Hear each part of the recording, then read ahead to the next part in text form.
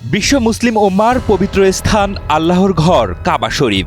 খোদ সেই ঘরের গিলাফের কাপড় পাঠানো হয়েছিল যুক্তরাষ্ট্রের কুখ্যাত যৌন অপরাধী জেফ্রি এপস্টিনের বাড়িতে, যেখানে চলত যৌনাচার, নির্মমতা আর হত্যার মতো ঘটনা।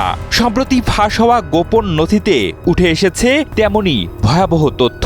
সেই তথ্য ঘিরে মুসলিম বিশ্বে তৈরি হয়েছে তীব্র ক্ষোভ এবং উদ্বেগের। তবে কুখ্যাত ব্যক্তি এপস্টিনের কাছে কে পাঠালো কাবা ঘরের গিলাফের কাপড়, আর পবিত্র গিলাফের সেই কাপড় দিয়ে কি করেছিলেন এপস্টিন, তা নিয়ে চলছে নানা আলোচনা। চলুন দর্শক, জেনে নেওয়া যাক চাঞ্চল্যকর সেই সব তথ্য।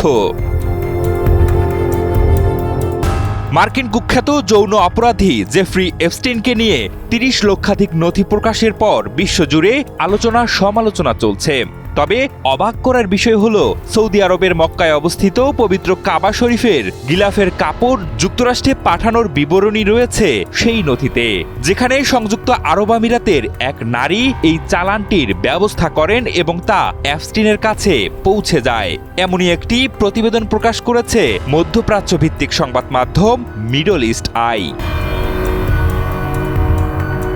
প্রতিবেদনে উল্লেখ করা হয় ২০১৭ সালের ফেব্রুয়ারি ও মার্চ মাসের তারিখযুক্ত চিঠিপত্রে সংযুক্ত আরব আমিরাত ভিত্তিক ব্যবসায়ী আজিজা আল আহমিদা আবদুল্লাহ আল মারি নামের ওই নারী কাবাঘরের কিসওয়ার সাথে কাজ করা ব্যক্তির মাধ্যমে ৩টি কাপড়ের টুকরা পাঠানোর ব্যবস্থা করেন। কিসওয়া হলো কালো রঙের সোনালী সূচিকর্ম করা কাপড়, যা সৌদি আরবে ইসলামের পবিত্রতম স্থান কাবাকে আবৃত করে রাখে। বিশ্বজুড়ে মুসলমানদের কাছে কিসওয়ার গভীর ধর্মীয় তাৎপর্য রয়েছে। প্রতি বছর এই কাপড়টি কাবা থেকে সরিয়ে নতুন কাপড় বসানো হয়, আর পুরনো কিসওয়ার অংশগুলোকে অত্যন্ত মূল্যবান নিদর্শন হিসেবে বিবেচনা করা হয়। এপস্টিন সংক্রান্ত নথির ইমেইলগুলোতে দেখা যায়, সৌদি আরব থেকে ব্রিটিশ এয়ারওয়েজের মাধ্যমে বিমানপথে ফ্লোরিডায় এই সামগ্রী পাঠানো হয়। এতে চালানপত্র, কাস্টমস ব্যবস্থা এবং যুক্তরাষ্ট্রের ভিতরে সরবরাহ সবকিছুর সমন্বয়ের বিবরণ রয়েছে ওই নথিতে। বার্তাগুলোতে কাবা ঘরের গিলাফের ৩টি আলাদা অংশের কথা বলা হয়েছে।